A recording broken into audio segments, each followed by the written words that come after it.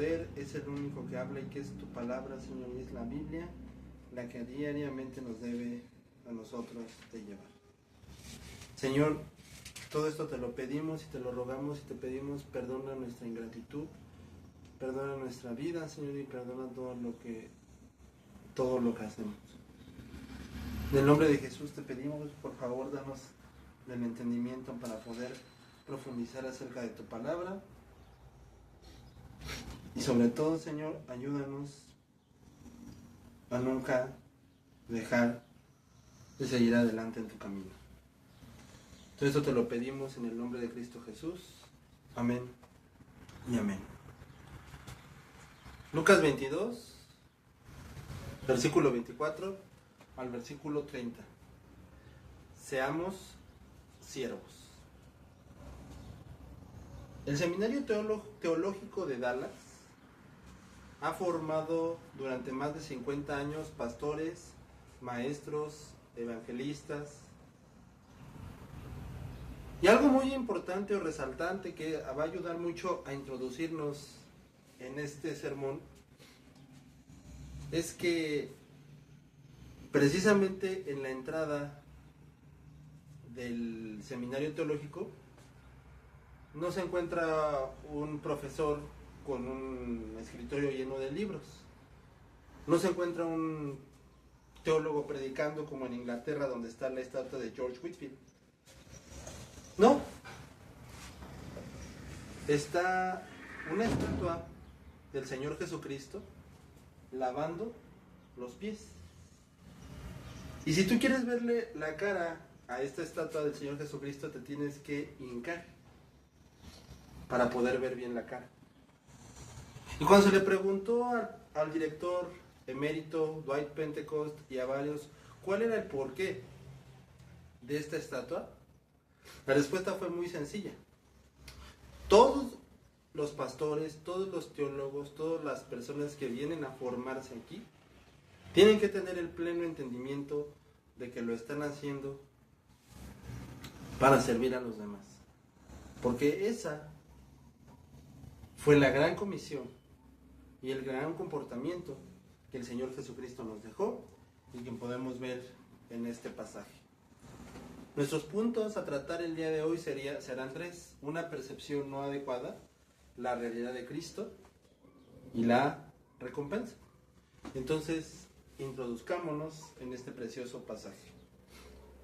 Hubo también entre ellos una disputa sobre quién de ellos será el mayor, pero él les dijo: los reyes de las naciones se enseñorean de ellas y los que se enseñorean de ellas y los que sobre ellas tienen autoridad son llamados bienhechores.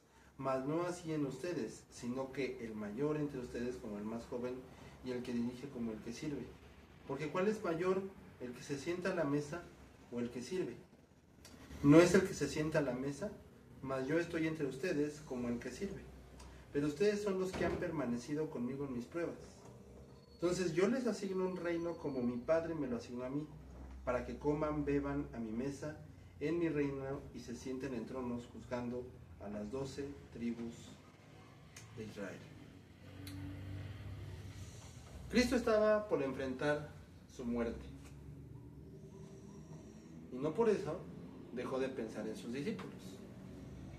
Hoy en día papá o mamá no pueden tener un poquito de problemas en el trabajo, un poquito de disgustos en su entorno, que automáticamente los hijos se me olvidan. Y es algo muy chistoso de veras, porque los hijos, tú los quisiste tener. Tú y tu pareja se pusieron de acuerdo para llegar al acto y tenerlos. Y que ahora los estén maltratando, los estén ignorando, los estén haciendo a un lado, pues es algo que relativamente se empieza a tornar triste, ¿no? Y lamentable. Y es el caso de muchas familias. Llegan y ¿dónde está el control? ¿Dónde está el refresco? ¿Dónde están las tortillas? Papá, ¿qué crees que mi novio? Vete para allá, hija. No me interesa. Papi, ¿qué crees que tuve un poquito de depresión? No me importa, depresión si tu abuelo no era así. Y así son con los hijos que ellos mismos decidieron tener. Sin embargo, el Señor Jesucristo no se olvida de sus discípulos. No se olvida de personas que ni siquiera los tuvo, que ni siquiera fueron producto del amor. Fueron personas que Él los amó. Porque en este pasaje vemos que ellos estaban discutiendo y diciendo, bueno, ¿quién es el mayor? ¿Quién será el mejor? Y es algo que es un tema muy recurrente en los evangelios. Tú los puedes ver cómo constantemente estaban discutiendo. ¿Y quién será el mayor? ¿Y a quién van a ser secretario de Hacienda? O sea, les acaba de explicar la muerte y ustedes lo primero que hacen es ponerse a pelear quién va a ser el mayor ahora que el maestro ya no esté. Eso le pudo doler a cualquiera y pudo cualquiera decir, ¡ay, me han lastimado mis hijos! ¡Ay, me han lastimado mis apóstoles! El Señor no hizo eso. Creo que esto es un punto muy aplicativo para todos y cada uno de nosotros.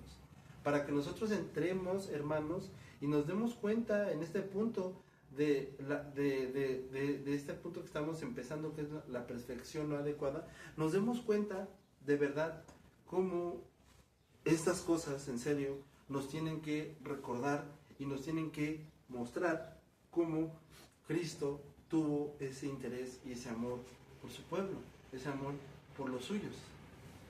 Y les explica pacientemente, segundos antes de que lo maten, horas antes de que lo maten, les explica pacientemente, miren, los poderosos que gozan de una posición alta, los ricos, o sea, el presidente, el gobierno, Marcelo Ebrard, Alfredo del Mazo, Xochitl Gálvez,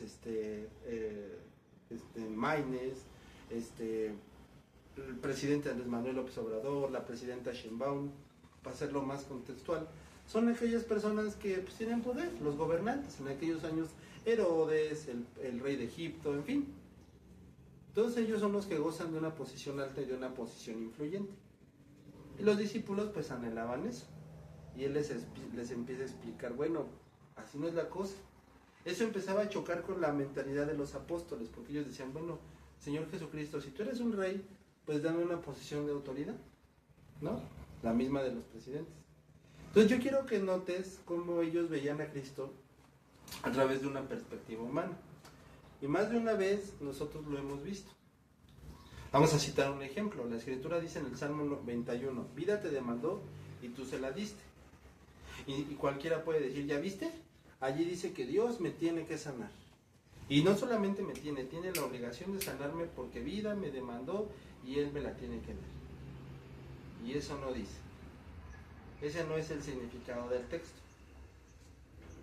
Sin embargo, esa percepción se muestra, pero Cristo les mostró, no es así.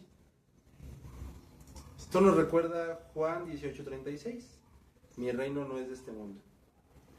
Estas palabras, hermanos, no les gustan a aquellos que ven a Cristo como un objeto. Porque mira, si yo te dijera, veamos a Cristo solamente como un objeto, vamos a ser ricos, pusiéramos aquí afuera un anuncio de sanidades, ven por tu milagro, pues te puedo asegurar, así jurar,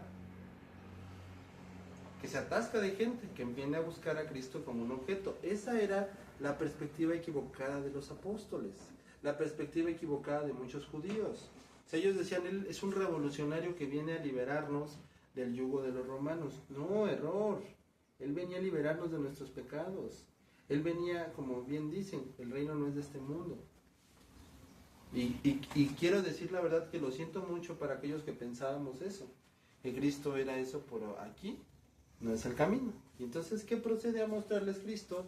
En nuestro segundo punto, la realidad de Cristo. Si no sea el mayor entre ustedes como el más joven y el que dirige como el que sirve. Porque, ¿cuál es el mayor? ¿El que se sienta a la mesa o el que sirve? ¿No es el que se sienta a la mesa? Dice Cristo, pero yo estoy con ustedes como el que sirve.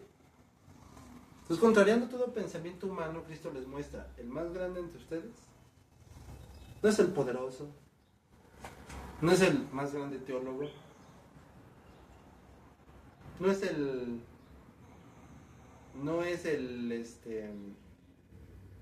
pastor más grande, sino aquel que está dispuesto a servir. Ese es el más grande. El más grande, hermanos, entre nosotros no va a ser el que mejor se rifa la música, el que mejor hace las cosas, sino que delante de Dios el más grande será aquel que está dispuesto a servir. A veces creemos y nuestro talento nos vuela el cielo y creemos que ya merecemos otro puesto y creeremos que hasta me están desperdiciando talento teniéndome ahí sentado. Pero eso no es lo que Cristo nos mandó. Cristo nos mandó a servir, a permanecer sirviéndole a Él y sirviéndole a los demás. Eso es la lección más grande que Él nos dejó. Mateo 11, versículo 29, aprendan de mí que soy manso y humilde de corazón. Entonces vamos a entender que Jesucristo, siendo Dios y Rey de toda la tierra, vino aquí a hacerse siervo, así lo dice Filipenses, que Él no estimó el ser igual a Dios, sino que tomó la forma de siervo. Entonces mira, el Rey del universo se hizo siervo, el Rey del universo vino a lavarnos los pies. Entonces, ¿qué tendríamos que hacer tú y yo? Sino ser siervos de los demás en todo tiempo. Eso es lo que nosotros, cada uno de nosotros teníamos que procurar. No andarnos peleando que si el hermano hace esto, que si no hace el otro. Eso no. Sino tendríamos que servir. No seguir una perspectiva que Él nunca dejó, ni buscar algo en la Biblia que Él nunca dejó, sino conformarnos a seguir sus mandatos y estatutos. A este punto podríamos decir, bueno, qué padre, pero pues aquí no gano nada. Esto es en vano. Pero veremos en nuestro último encabezado, en Marcos 10, veremos en nuestro último encabezado que hay una recompensa.